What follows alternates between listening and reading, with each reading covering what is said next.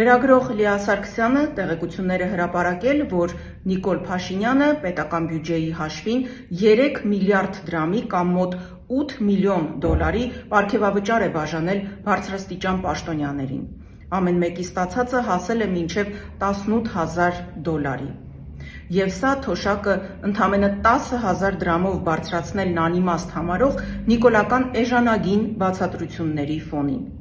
Գաղտնի որոշմամբ բյուջեի հաշվին պարգևավճար բաժանելը, այսպես ասած, պետական ընտրակաշառք է։ Նիկոլ Փաշինյանը բնականաբար ուզում է պահել իր իշխանությունը եւ այլ տարբերակ չի տեսնում, քան բյուջեի եւ հարկատուներիս հաշվին կաշառք բաժանելը, իր թիմակիցներին առնելը եւ փողով քվե ստանալը։ Այժմ սկսել է չինովնիկներից։ Վերջում ամենայն հավանականությամբ կդիմի հին ու ոչ բարի 5,000 դրամով ընտրակաշառք բաժանելու մեթոդին,